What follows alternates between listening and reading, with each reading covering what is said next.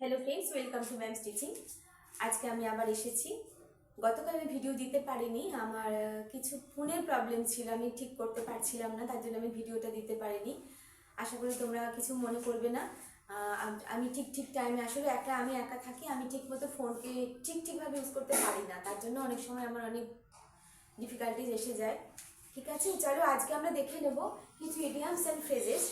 আমরা বাক্যের মধ্যে ইডিয়ামস ফ্রেজেস কেন ব্যবহার করি, কোথায় ব্যবহার করি, একটা সেন্টেন্সকে অনেক সুন্দর আর up to date modern sentence তৈরি করতে গেলে, বাক্য ব্যবহার করতে গেলে আমরা যেরকম বাংলায় যেরকম আমরা কিছু শুদ্ধ বাক্যে একটু অন্য ধরনের কথা ব্যবহার করি শুদ্ধ সেন্টেন্সটাকে বা কথা বলাটাকে সুন্দর করার জন্য, এরকম একটা ইংলিশ সেন্টেন্সকে অনেক বেশি সুন্দর, অনেক বেশি মাধুর্যপূর্ণ আর আপ টু ডেট করার জন্য আমরা কিন্তু চলো ইডিয়ামস অ্যান্ড ফ্রেজ আমরা ব্যবহার করি। ফ্রেজেসের উপর ফ্রেজ কাকে বলে, ফ্রেজ কি, সেটার উপর আমার ভিডিও যাচ্ছে, তোমরা দেখে নিও। চলো আজকে আমরা দেখে নিই কিছু ইডিয়ামস।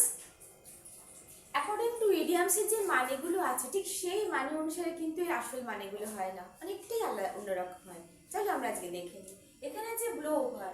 ব্লো কথার অর্থ কিন্তু আমরা যদি জানি ব্লো অর্থাৎ ফু দিয়ে কোনো কিছু করা ব্লো, কিন্তু এখানে কি ব্লো ওভারের কথা অর্থ হচ্ছে ডিসঅ্যাপিয়ার স্লোলি, অর্থাৎ আস্তে আস্তে কোনো কিছু সরে যাওয়া। আমাদের কোনো প্রবলেম আসলে, কোনো কিছু আমাদের সামনে একটা ঘটনা, সেই ঘটনা আসে ধীরে ধীরে যখন সেটা ঠিক হয়ে যায়, তখন তাকে আমরা কি বলবো, ইংলিশে ব্লো ওভার। সেন্টেন্সটা আমরা কিভাবে লিখতে পারি চলো দেখে নিই। Our present crisis, our present crisis, our present crisis will soon blow over, will soon blow over। অর্থাৎ আমাদের এই এখন ঠিক এই মুহূর্তে যে ক্রাইসিসটা আছে সেটা ধীরে ধীরে ঠিক হয়ে যাবে, সেটা ধীরে ধীরে অদৃশ্য হয়ে যাবে তো আমরা বলতে পারি না, সেটা ধীরে ধীরে ঠিক হয়ে যাবে, অর্থাৎ ক্রাইসিসটা কেটে যাবে। Understood? Our present crisis will soon blow over. Next হচ্ছে ব্যাক আউট, কোনো কিছু থেকে নিজেকে সরিয়ে নিয়ে আসা, কোনো মিটিং থেকে, কোনো প্রজেক্ট থেকে, কোনো ডিলস থেকে নিজেকে সরিয়ে নিয়ে আসা, এখন আমরা কি বলতে পারি, ব্যাক আউট। ঠিক আছে, তাহলে আমরা কি বলি, Rima backed out. Rima backed out of this deal. Rima backed out of this deal. Rima backed out of this deal.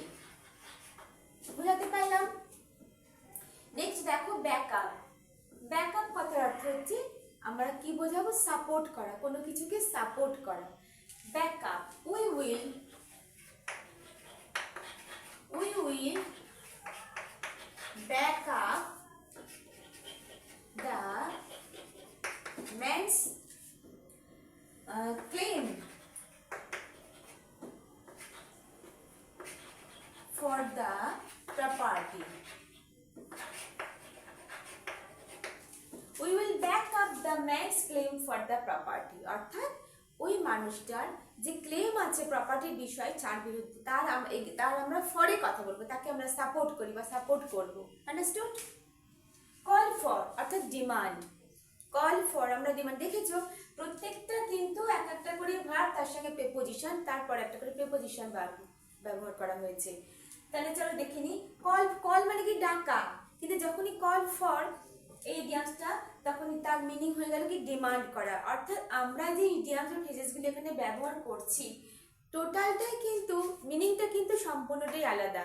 According to word এর মিনিংটা কিন্তু নয়, বুঝতে পারছো? তার জন্য কিন্তু তোমাদেরকে সবার আগে এই ইডিয়ামস আর ফ্রেজগুলো তোমাদেরকে মুখস্থ করতে হবে। সবসময় কিন্তু এগুলোকে মুখস্থ করে তার মিনিংটাকে তোমাদের জানতে হবে।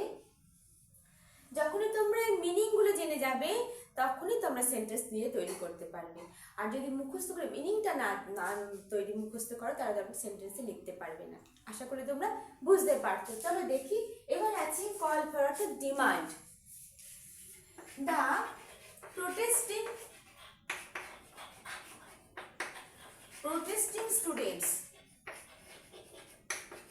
protesting students called for a meeting.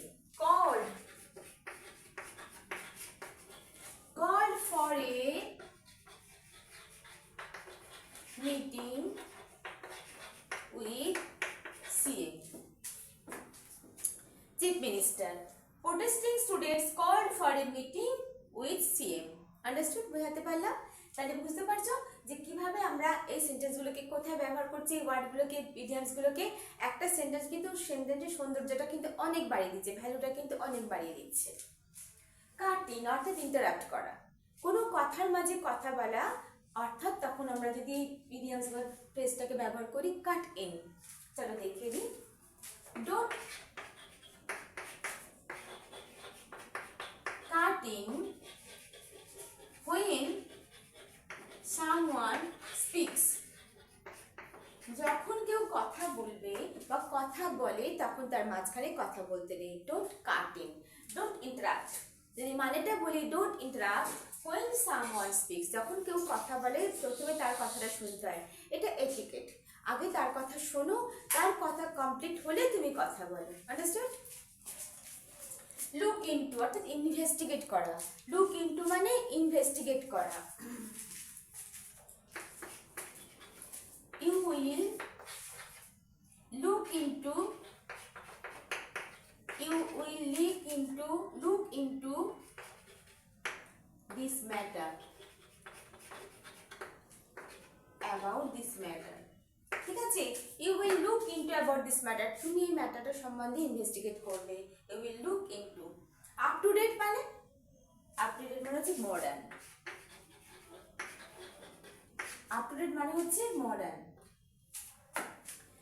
This is the most up to date gadget, মানে এবার পজ করবি। This is the most up to date gadget in the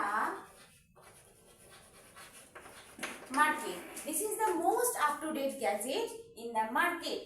Understood? বোঝাতে পারলাম? এবার দেখো, এবার দেখো workout.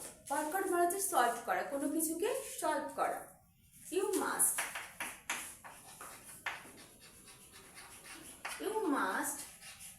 work out this problem. You must work out this problem. Work out মানে কোনো কিছুকে সলভ করা, অর্থাৎ তুমি অবশ্যই এই প্রবলেমটাকে সলভ করবে। You must work out this problem. Understood? Next দেখো ক্যাটস অ্যান্ড ডগস, অর্থাৎ অ্যাট র্যান্ডাম, ভীষণ জোরে মুষলধারে বৃষ্টি পড়া। ক্যাটস অ্যান্ড ডগস, তাহলে আমরা কি লিখতে পারি? Now it is raining. Now it is raining cats and dogs. Now it is raining cats and dogs. দেখো ক্যাট অ্যান্ড ডগ দুটো সম্পূর্ণ একটা অ্যানিমালসের দুটো নাম, কিন্তু এটার মিনিংটা দেখো সম্পূর্ণ আলাদা। ক্যাটস অ্যান্ড ডগস মানে মুষলধারে। তাহলে আমরা কিন্তু এই ওয়ার্ডগুলো দেখে কিন্তু মানেটাকে আমরা কিছুতেই সলভ করতে পারবো না। অবশ্যই তোমরা কিন্তু এই ইডিয়মসের মানেগুলো তোমরা মুখস্থ করবে, তাহলেই কিন্তু তোমরা সেন্টেন্স বানাতে পারবে। আশা করি তোমরা বুঝতে পারছো। তাহলে ক্যাটস অ্যান্ড ডগস মানে অ্যাট র্যান্ডাম, মুষলধারে। It is raining cats and dogs. Now it is raining cats and dogs. Black sheep মানে হচ্ছে ব্যাড ক্যারেক্টার, একটা খারাপ চরিত্র। Black sheep,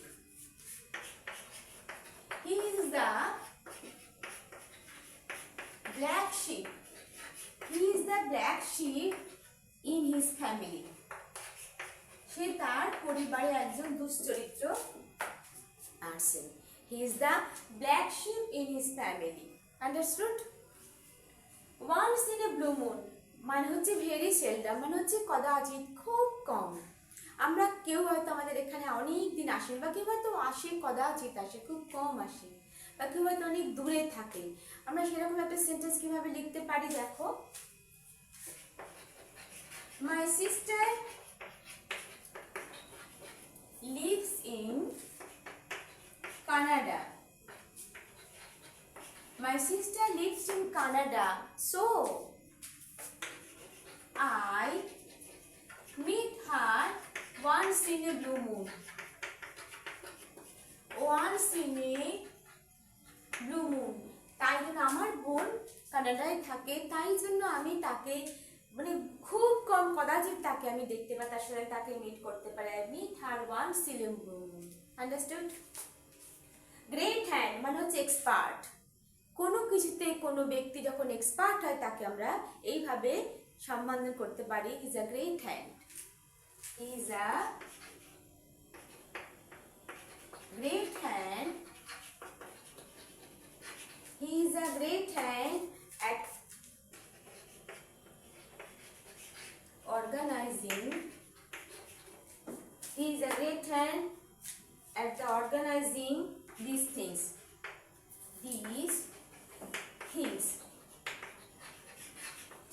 things, he is a great hand, তার মানে তিনি এই অর্গানাইজে এই বিষয়ের উপর তিনি একজন এক্সপার্ট ব্যক্তি।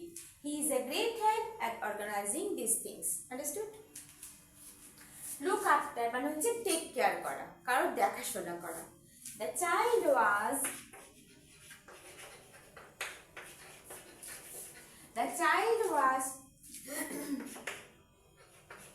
take care of grandparents. The child must take care of his বা her grandparents. Child এর কোনো লিঙ্গ হয় না, take care of his or her grandparents. Understood? In hot water অর্থাৎ হচ্ছে কোনো হঠাৎ করে আমরা আমাদের কোনো কিছুর জন্য আমরা ট্রাভেলস, হট ওয়াটার মানে হচ্ছে ইন ট্রাভেল, কোনো একটা বিপদের মধ্যে পড়ে যাওয়া, তাহলে আমরা কি লিখতে পারি? নাও he is in trouble.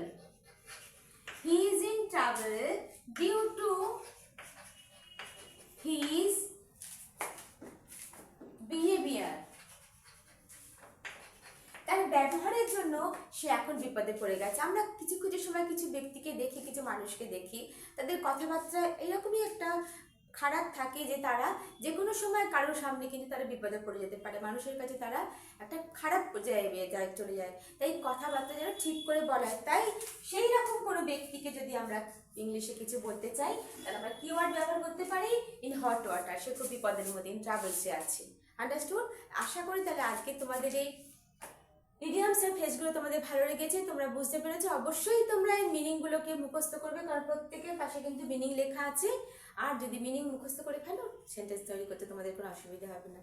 যদি ভালো লাগে অবশ্যই একটা কমেন্ট করো, আর শেয়ার করো, একটা লাইক করো। Tata, by.